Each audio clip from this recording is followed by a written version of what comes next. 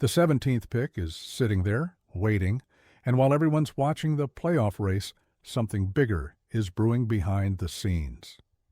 Hey everyone, welcome to Lions News Fan Report, your home for all the latest updates, breaking news, and insider rumors about our beloved Detroit Lions.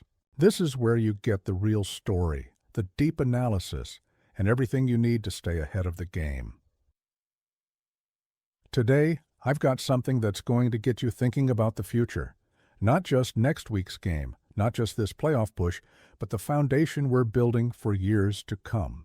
Because while we're all focused on winning now, and trust me, I want that championship as much as anyone, the smart organizations are always looking ahead, and the Lions, they're playing chess while everyone else is playing checkers. So here's the situation. We're sitting with the 17th overall pick in the 2026 NFL Draft. Now that could change depending on how these next few weeks play out. If we make a deep playoff run, and I believe we will, that pick could slide down. But right now, at this moment, we're at 17, and that position puts us in a really interesting spot to address some crucial needs on this roster. Let me paint you a picture of where we are. This team is good, really good. We've built something special in Detroit, something that hasn't been seen in decades. But championship teams don't just maintain, they evolve. They anticipate problems before they become problems. They see the cracks in the foundation before the whole structure starts to shake. And right now, there's one position group that's got some uncertainty swirling around it. I'm talking about the offensive line. Now, before you jump in the comments saying we've got one of the best lines in football, you're right. We do. But here's the thing about the NFL. Nothing stays the same. Players age, contracts expire, injuries happen. And when you've got a quarterback like the one we're building around, you protect that investment at all costs. You make sure that offensive line is not just good today, but elite tomorrow. Taylor Decker has been a cornerstone of this franchise, an absolute warrior in the trenches. But there's been some noise, some uncertainty about his future with the team. I'm not saying he's gone, I'm not saying he's done. But when you start hearing whispers, when you start seeing reports that mention uncertainty, that's when smart front offices start preparing for multiple scenarios. That's when they start looking at the draft board and identifying players who could step in and maintain that standard of excellence. And this is where things get really interesting. Because as I've been diving into the 2026 draft class, studying the film, looking at the projections, one name keeps jumping off the page. One prospect at the offensive tackle position who has all the tools, all the athleticism, all the raw ability to not just play in this league, but to dominate in this league. A guy who could walk into Ford Field and immediately elevate our offensive line to another level. I'm talking about a player from Utah, a program that's been churning out NFL-ready offensive linemen for years. A player who's been going up against some of the best pass rushers in college football and making them look ordinary. A player whose tape shows the kind of movement skills, the kind of power, the kind of football intelligence that translates directly to success on Sundays. Spencer Fano. Remember that name because if the Lions are smart, and I believe they are, this is the guy they're going to be targeting with that 17th pick. This is the offensive tackle who could be protecting our quarterback's blind side for the next decade. This is the kind of investment that championship teams make. Now, let me break down why Fano makes so much sense for Detroit. First, the athleticism. This guy moves like someone 30 pounds lighter than he actually is. He's got the lateral quickness to mirror speed rushers off the edge, the kind of footwork that allows him to recover when he gets beat on the initial move. And in today's NFL, where edge rushers are getting faster and more athletic every single year, that mobility is absolutely crucial. But it's not just about the physical tools. Fano has shown tremendous growth and development during his time at Utah. He's refined his technique, improved his hand placement, learned how to use leverage to his advantage. These are the things that separate good college tackles from great NFL tackles. And from everything I've seen on tape, Fano has that NFL-ready skill set right now. Here's what gets me excited about this potential pick. Even if Decker comes back, Even if he's here for another 2 or 3 years, Fano doesn't just sit on the bench collecting dust. He becomes insurance. He becomes depth. And in a league where injuries are inevitable, where guys go down every single week, having a first-round tackle who can step in and play at a high level is invaluable. We saw what happened this season when injuries hit our offensive line. We saw how it affected our entire offense. That can't happen again. But let's say Decker does move on, either this offseason or next. Now you've got Fano ready to step into that starting left tackle spot without missing a beat. You've got continuity on the offensive line, you've got a young player on a rookie contract, and you've got a guy who's been learning the system and developing in your building. That's how you maintain excellence. That's how you avoid those rebuilding years that destroy franchises.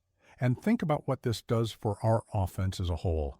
A dominant offensive line doesn't just protect the quarterback, it opens up everything else. It allows you to run the ball effectively, control the clock, set up play-action passes. It allows your quarterback to go through his progressions without feeling phantom pressure. It allows your skill position players to work their routes, knowing they've got time. Everything in football starts in the trenches, and the Lions understand that better than anyone. Now, I know what some of you are thinking. First round on an offensive tackle when we've got other needs? What about the secondary? What about pass rush depth? What about linebacker? And those are all valid concerns. But here's the reality. You can find contributors at those positions in rounds 2 through 7. You can find them in free agency.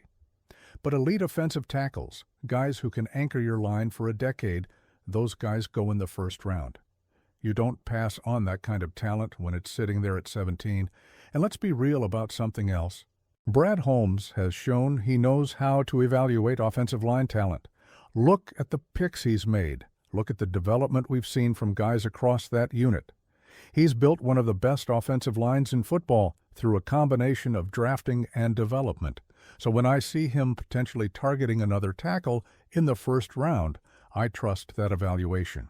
I trust that he sees something special in Fano. The beauty of this pick is the versatility it provides. Fano has played both left and right tackle at Utah, so he's not locked into one spot. He can move around based on need, based on matchups, based on what gives us the best 5 guys on the field. That flexibility is huge in today's NFL, where you need to be able to adjust on the fly, where injuries and rotations are part of the game. I've also been looking at the broader context of this draft class. The offensive tackle position is deep this year, which means there will be teams ahead of us who might go in different directions. They might prioritize quarterback, they might go defense, they might trade back. And that could allow a talent like Fano to fall right into our lap at 17. Sometimes the best draft picks are the ones where value and need align perfectly, and this feels like one of those situations. Let me also talk about what this means for the culture we're building. When you draft an offensive lineman in the first round, you're making a statement. You're saying, we're going to be physical, we're going to dominate in the trenches, we're going to impose our will on opponents.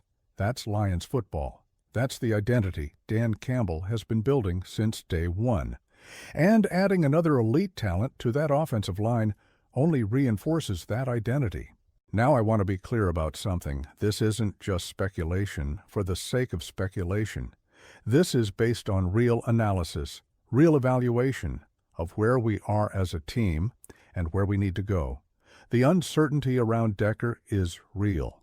The need for offensive line depth is real, and Fano's talent is absolutely real. This is the kind of move that makes sense from every angle: talent evaluation, positional need, long-term planning, and maintaining our competitive window. And here's the thing that gets me most excited. We're not drafting in the top 5 trying to find a franchise savior. We're drafting in the middle of the first round, trying to add another elite piece to an already elite roster. That's where championship teams draft.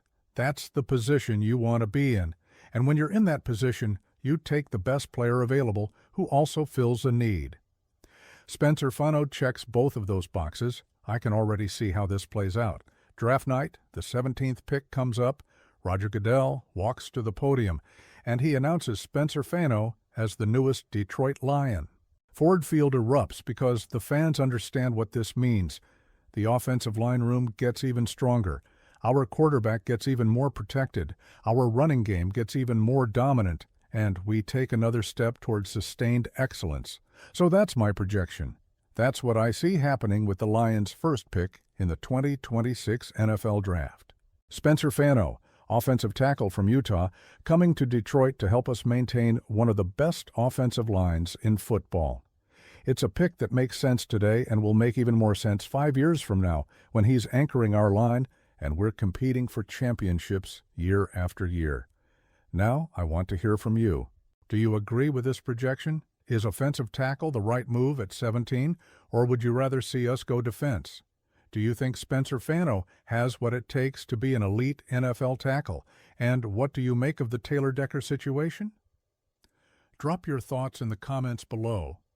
I read every single one, and I love hearing different perspectives from our community. And hey, if you want to stay on top of all the latest Lions news, rumors, and analysis, make sure you're subscribed to Lions News Fan Report. Hit that notification bell so you never miss an update. We're here every day bringing you the content you need to stay informed and engaged with your favorite team. Like this video if you enjoyed the breakdown, share it with your fellow Lions fans, and let's keep building this community together. The future is bright in Detroit, and I can't wait to see how it all unfolds. Until next time, one. Pride!